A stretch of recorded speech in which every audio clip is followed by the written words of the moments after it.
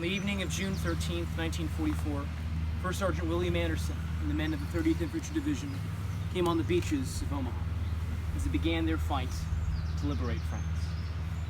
In the following weeks, his division would help to secure towns near the beachhead. Nearly a month after landing in Normandy, on July 16, 1944, First Sergeant William Andersen was killed in the line of duty as the 30th Infantry Division fought near Pont-Hébert. Shortly after he perished, the 30th Infantry Division would go on to lead Operation Cobra, the breakout from the Saint-Lô Normandy region, so they could begin the fight to retake the rest of France. First Sergeant Andersen died far from his home on the island of Oahu in Hawaii, where he was born in 1922. There at home, he had a passion for surfing, and he spent much time with his father, Wilhelm Andersen, who became a brigadier general during the war. His mother also served his country as an army nurse during the First World War. In school, William Andersen was a dedicated member of the varsity football team and also rose to the position of lieutenant in the school band. Mr. William Andersen also sat on the school high court, but he also embraced his light side as a member of the Glee Club. Soon after graduating from Roosevelt High School in 1940, Mr. William Andersen joined the Hawaii Army National Guard. But on the 15th of October 1940, the Hawaii Army National Guard was nationalized by the federal government. He, along with other young men from across the country, would eventually be sent to the 30th Infantry Division, 120th Regiment, 2nd Battalion, H Company. Of course, his home state was an epicenter of the American war effort. After all, it was here that the war began for the United States on 7 December 1941.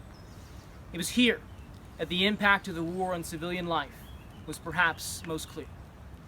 Tanks rolled through the streets, soldiers patrolled the cities at night, and the media was censored.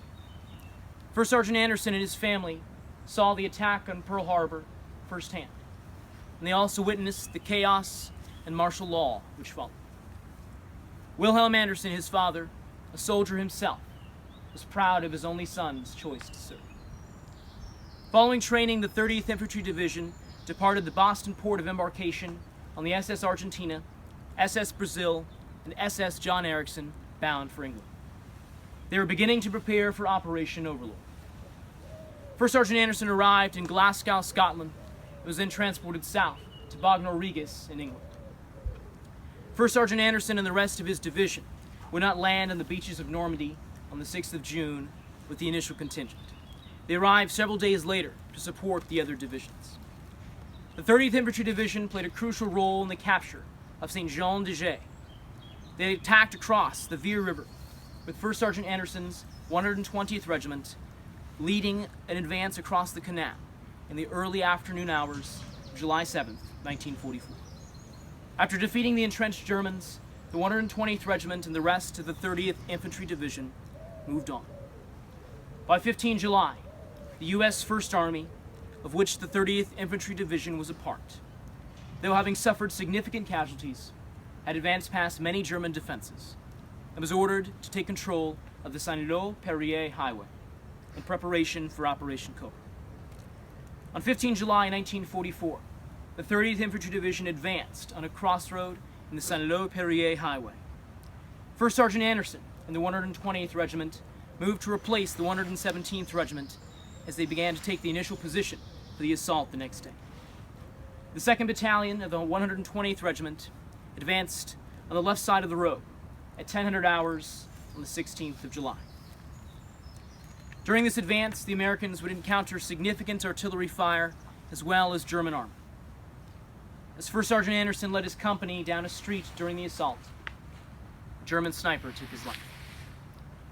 In correspondence with the Army, Mr. Wilhelm Andersen and his wife sought to know as much as possible about the circumstances of their son's death, and family members who knew Mr. Wilhelm Andersen said that he was never quite the same after the loss of his son. As a result of this, Mr. Andersen was a strong advocate after the war for the erection of a living memorial to be built in Hawaii to honor the sacrifices of those who paid the ultimate price in service to their country. In the words of Mr. Andersen, quote, "Mrs. Andersen and I have our only son buried in Normandy. He will lie in a military grave in the country where he fell. But he and others died that we might have peace in this world. I am for a living memorial, something that will definitely foster world peace. It is not an exaggeration to say that First Sergeant Andersen gave his life so that the world could be free of tyranny and oppression. And it is to First Sergeant Andersen and all the other men who have served our country in uniform that we owe our freedom today. And although the fight for freedom continues in the present, we owe a great deal of gratitude for the sacrifice of First Sergeant Andersen and his fellow men of the 30th Infantry Division. May he rest in peace.